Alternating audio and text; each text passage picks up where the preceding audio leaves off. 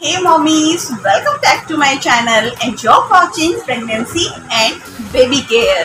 तो जैसे कि आप देख सकते हैं मेरी 5 मंथ्स की बेबी है, बहुत ही क्यूट है। तो ये मेरी जो क्यूट सी बेबी है इसकी मैं टेक केयर कैसे करती हूँ, कैसे इसका ख्याल रखती हूँ और जो न्यू मॉम्स के माइंड में क्वेश्चंस होते हैं ना अपने बच्चों को लेकर, उन सब क्वेश्चंस के आंसर मैं आपको। तो आज के इस वीडियो में हम बात करने वाले हैं कि क्या हमें बेबीज़ को डायपर पहनाना चाहिए या नहीं पहनाना चाहिए, या फिर हमें कितने टाइम के लिए डायपर पहनाना चाहिए, और अगर आप डायपर पहनाते हैं तो आपको क्या क्या प्रिकॉशंस लेनी चाहिए सो दैट कि आपके बेबी के डायपर रैश ना हो। रव्या, ये क्या शैतानी हो रही है? बात आती है यहाँ पर कि आप डायपर पहनाना चाहते हैं या नहीं पहनाना चाहते हैं, it's completely your wish. Diapers पहनाने से कभी भी ऐसा नहीं होता है कि आपके बेबी को हार्म होता है, क्योंकि अगर कुछ इस तरह से होता तो शायद ये बनते ही नहीं। इवन मैं कहूँगी कि डायपर से बेबीज और ज़्यादा कंफर्टेबल हो जाते हैं, कंफर्टेबल फील करते हैं और वो इजीली सो पाते हैं। लेकिन डायपर को भी ना सही तरह से यूज़ करना आपको आना चाहिए। डायपर्स में अक्सर आपने देखा होगा कि लिखा होता है up to 12 hours, up to whole night, तो इट विल डिपेंड। और इवन मैं कहूँगी 12 आवर्स तो कोई भी डायपर सोख नहीं करता है, तो इस चीज़ के लिखे हुए पर तो मत ही जाइए। अगर आप इस तरह से उसको यूज़ करेंगे देन ऑब्वियसली आपका बेबी क्रैंकी हो जाएगा, रोएगा, फिर आपको लगेगा कि यार डायपर्स तो अच्छे नहीं हैं, हम डायपर्स बनाते हैं तभी बेबी रोता है। तो आपको ये चीज़ एनालाइज करनी है कि आपका बेबी के टॉयलेट करने की, यूरिन पास करने की फ्रीक्वेंसी क्या है। मीन्स अगर वो 1 घंटे में 2 बार यूरिन पास करता है या 4 घंटे में 1 बार यूरिन पास करता है, तो इट विल डिपेंड कि आपका वो जो बेबी का डायपर है वो हाउ लॉन्ग इट विल, कितनी देर चलने वाला है। तो स्टार्टिंग में क्या होता है कि बच्चे ज़्यादा यूरिन पास करते हैं, जब बेबी अच्छे से फीड लेते हैं तो वो ज़्यादा यूरिन पास करते हैं, और 12 घंटे तक तो मैं नहीं कहूँगी कोई भी डायपर काम करता है। आप हर 4 से 6 घंटे में अगर डायपर चेंज करेंगे तो आपका बेबी भी कंफर्टेबल फील करेगा, वो ज़्यादा हैवी नहीं होगा डायपर जो है आपका, और बच्चे कंफर्टेबली उसमें सो जाएंगे। बहुत बार शिकायत होती है पेरेंट्स की कि हमने डायपर यूज़ किया और डायपर रैश हो गए, तो हमने तो डायपर ही यूज़ करना बंद कर दिया। लेकिन आपको क्या इसके पीछे का रीज़न पता है कि आपके को डायपर रैश हुए? अगर आपने एक डायपर को, जिसको हमें 4 से 6 घंटे के बाद चेंज करना था, आपने उसे 12 घंटे के बाद चेंज किया और ये प्रोसेस कॉन्टीन्यूसली चलता रहा, देन ऑब्वियसली यार डायपर रैश तो होने ही है। आप एक बड़े पर्सन को भी सोचिए कि अगर वो एकदम पैक्ड है, 12 घंटे तक आपने उस जगह को बिल्कुल भी हवा नहीं लगाई, एकदम पैक्ड है, आप भी तो थोड़ी थोड़ी देर बाद यूरिन पास करने जाता है ना, तो बेबीज को भी वही सेम चीज़ ज़रूरत होती है कि उनको उस जगह पर थोड़ी थोड़ी हवा लगनी ज़रूरी है। और कोई भी चीज़ इतने टाइम तक पैक्ड रहेगी तो ऑब्वियसली वहाँ पर रैशेस हो ही जाते हैं, और specially in summer season.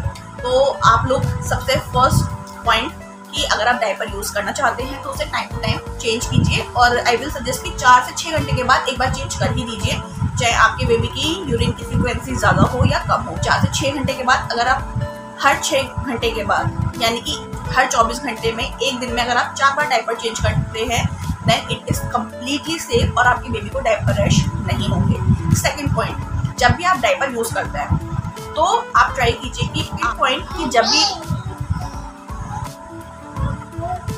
Second point कि जब भी आप डायपर यूज़ करते हैं तो आप हमेशा डायपर रैश क्रीम का यूज़ कीजिए। मार्केट में बहुत सारी डायपर रैश क्रीम्स आती हैं, आप उसको यूज़ कर सकते हैं। नहीं तो सबसे अच्छा जो मैंने अभी तक अपने बेबी के लिए यूज़ किया है, मैं या तो ऑलिव ऑयल उस जगह पर लगा देती हूँ, या फिर सबसे अच्छा है जो हर किसी के घर में होता है, ऑलिव ऑयल तो थोड़ा सा कॉस्टली आता है, आप नारियल का तेल यूज़ कीजिए।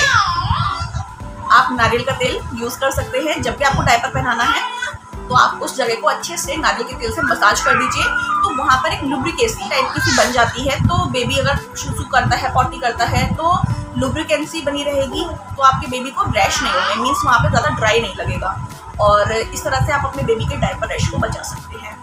तो अब बात आती है कि मैं अपने बेबी के लिए किस तरह से डायपर्स यूज़ करती हूँ।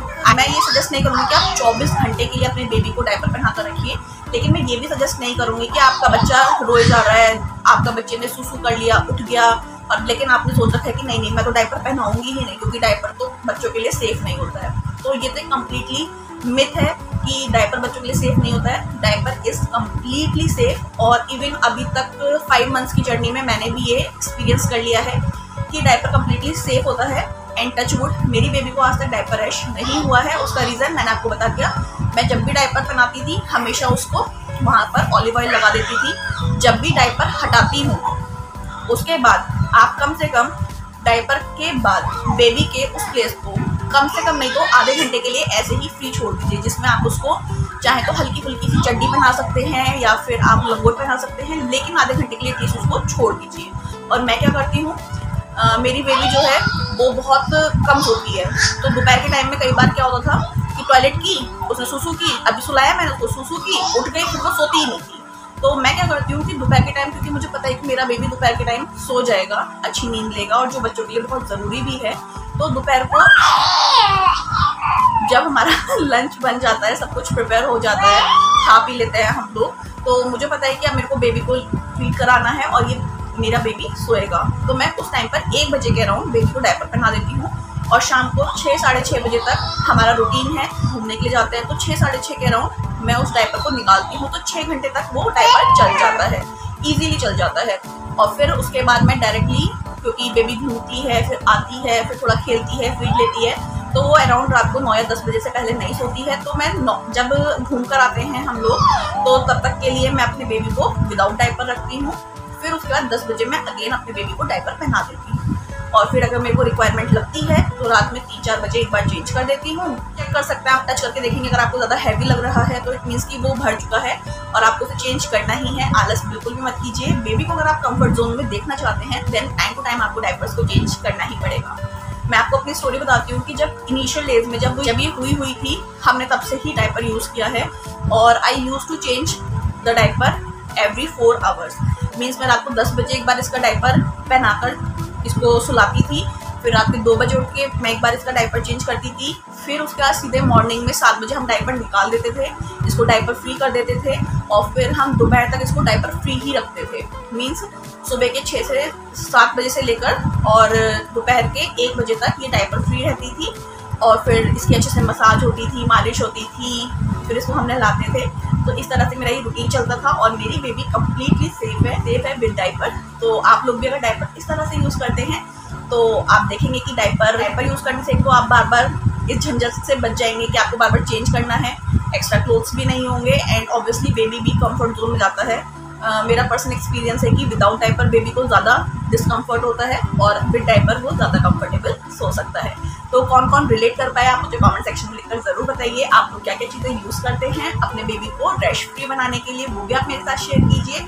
मेरा क्या एक्सपीरियंस था वो मैंने आपके साथ शेयर कर दिया। आई होप कि वीडियो आपके लिए हेल्पफुल रहा होगा। अगर वीडियो पसंद आया वीडियो को लाइक कीजिए, हर उस नई मॉम के साथ शेयर कीजिए जो बेबी मॉम बनी है, क्योंकि बहुत सारी मरीज होती हैं। आसपास के लोग ना बहुत बार आपको सजेस्ट करते हैं नहीं डायपर मत पहनाना। अरे आपको सही तरह से यूज़ करना आना चाहिए ना उसको, आप सही तरह से यूज़ करेंगे तो कभी भी रैश नहीं होंगे। सो मैं मिलती हूँ आपसे अपने नेक्स्ट वीडियो में कुछ ऐसे ही इंटरेस्टिंग टॉपिक्स के साथ। Until then bye bye.